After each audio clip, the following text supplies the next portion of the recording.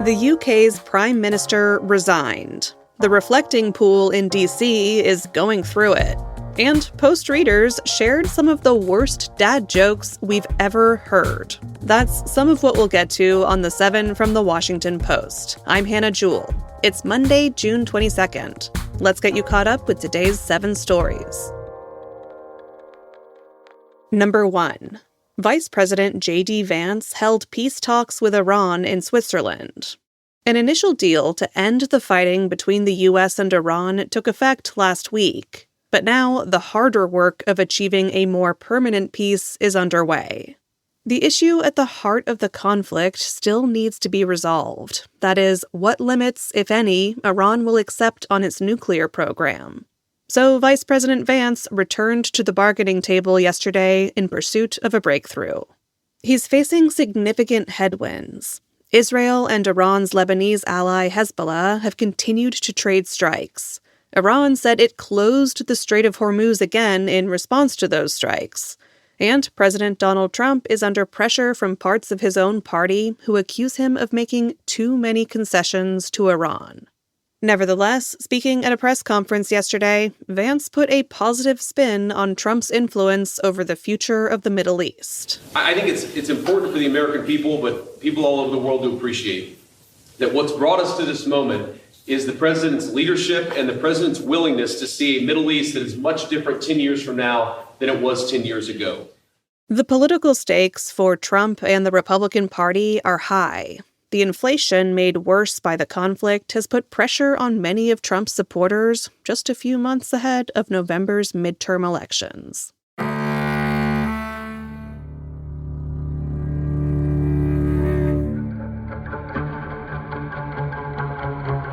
British Prime Minister Keir Starmer announced his resignation. That's number 2. Doubts about Starmer's political future have been swirling since his Labour Party suffered big losses in local elections last month. Then, last week, his biggest rival in the Labour Party, Greater Manchester Mayor Andy Burnham, won a special election for an open seat in Parliament. That meant Burnham could challenge Starmer for leadership of the Labour Party and the country. Facing a mutiny, Starmer made the big announcement this morning outside 10 Downing Street.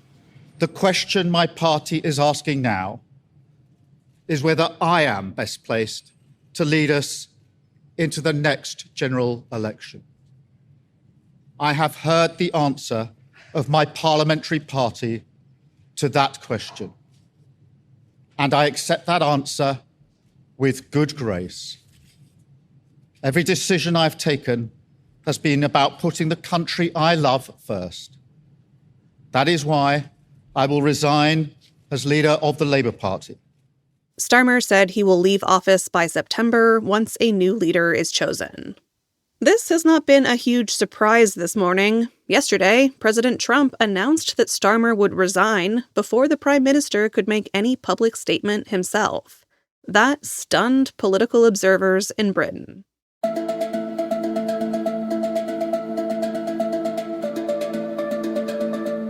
Number 3.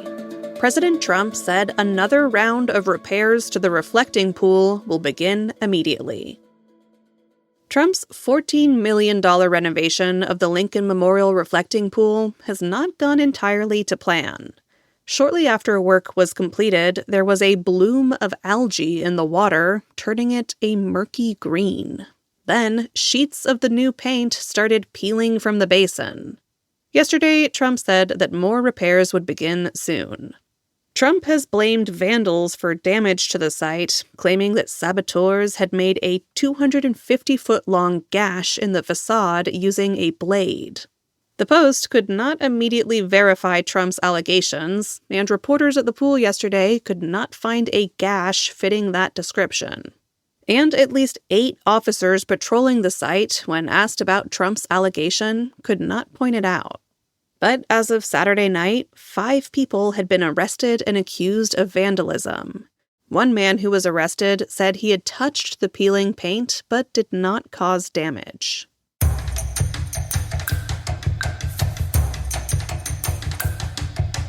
Number 4 is a Post exclusive. Democratic turnout is up, even in Republican districts. Post reporters analyzed 990 races in 25 states to get a sense of the national mood ahead of November's midterms. They found that turnout is rising in Democratic primaries compared with previous contests, even in races that weren't that competitive or those in which the Democratic nominee has little chance of winning the general election. Primary and special elections do not always predict general election trends. But still, the strong turnout could be a sign that Democratic voters are unusually motivated heading into November. And that is fueling Democratic hopes that they might be able to retake control of Congress. It's also raising questions about whether redistricting is paying off for Republicans. Even in districts that have been redrawn to favor Republicans, more Democratic votes are being cast in primaries.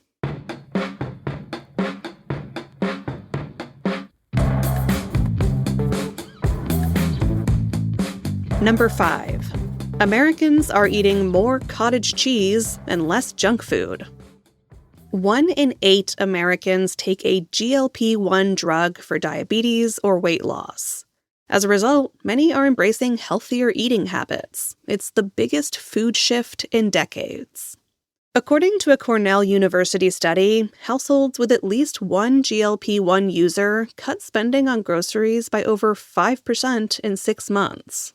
That includes a 10% cut in spending on chips and other salty snacks. More money was spent on yogurt, fresh fruit, nutrition bars, and meat snacks like jerky. But weight loss drugs aren't the only explanation for the seismic shift in habits. Another factor influencing American diets is the rise of the conservative Make America Healthy Again movement, which encourages people to eat whole foods. An expert told The Post it is influencing voters across the political spectrum.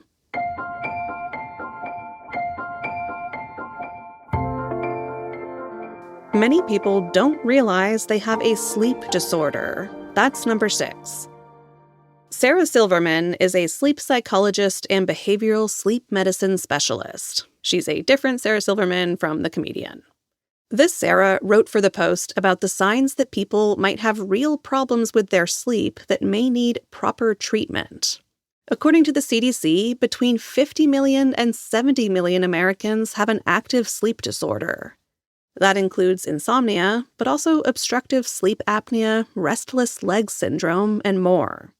Despite how disruptive they can be, some sleep disorders are overlooked, shrugged off, or misdiagnosed. But the good news is that there are treatments and professionals who can help with each. If this is ringing a bell in your life, follow the link in today's 7 newsletter to learn more.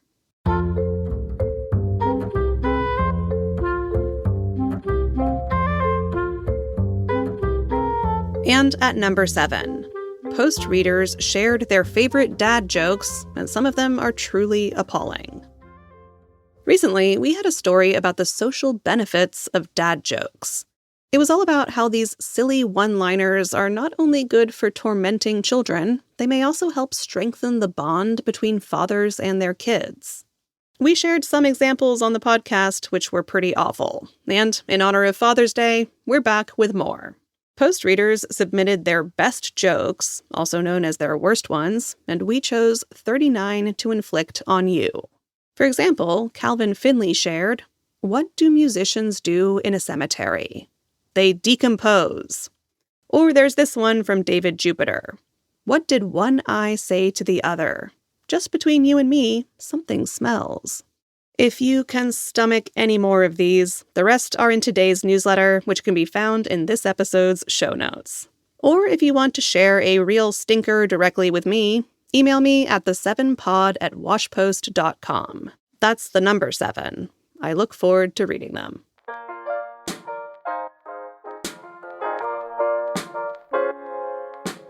All right, you're all caught up. If the dad jokes haven't caused you to flee in horror, you can support the work of the 7 and of all the Washington Post journalists with a subscription. There is an intro offer you can take advantage of. Find it at washingtonpost.com/subscribe. I'm Hannah Jewell. I'll meet you back here tomorrow.